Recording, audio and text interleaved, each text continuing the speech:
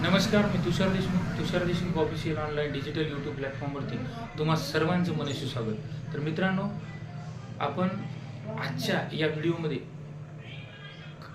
क्रीडा निर्देशक म्हणजेच अर्थातच राज्यातील 4000 ते 560 या क्रीडा शिक्षकांची पदे केंद्र स्तरावर भरण्यात येणार होती।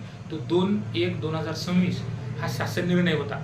परंतु दुसरीकडे स्थानिक स्वराज्य संस्थेच्या शाळेमध्ये सन 2011 ते सन 2012 पासून हजारो शिक्षक BPEd, ATD आणि CTC धारक हे मोठ्या प्रमाणावर कला निर्देशक म्हणून काम करत आहेत आणि यांच्या न्यायासाठी सतत वेळोवेळी शिक्षक भरतीच्या माध्यमातून नेट सेट धारक असलेले सामाजिक सेवेत सदा अग्रेसर असणारे दत्ता काळे सर पाथरी येथील यांनी नुकतीच संभाजीनगर खंडपीठात एक याचिका दाखल केली होती आणि त्या याचिकेच्या माध्यमातून ह्या 11 ते 12 वर्षापासून निर्देशक म्हणून जे स्थानिक स्वराज्य संस्थेच्या माध्यमातून कार्यरत आहेत त्यांना कुठल्याही प्रकारे सेवा शर्ती संरक्षण नाहीये आणि त्यांना कुठल्याही प्रकारे अलाउन्स नाहीयेत।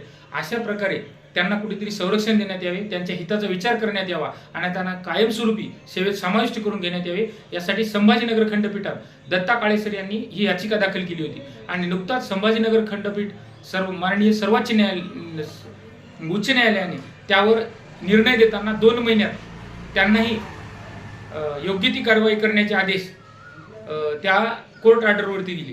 आणि याच अनुषंगाने आता पवित्र पोर्टलच्या माध्यमातून प्रत्येक केंद्र स्तरावर एक क्रीडा शिक्षकांची पदे भरण्यात येत होती। तर त्याच माध्यमातून ह्या निर्देशकांपैकी जे की ATD, CTC आणि BPEd धारक आहेत त्यातील BPEd धारक असलेल्यांचा लढा हा दत्ता काळे सरांनी उचलला होता आणि त्याबाबत संभाजीनगर खंडपीठाने नुकतेच आदेश दिले आहेत। तर त्यावर राज्य शासनाला 2 महिन्यात त्यावरती कार्यवाही करण्यासाठी सूतोवाच केली।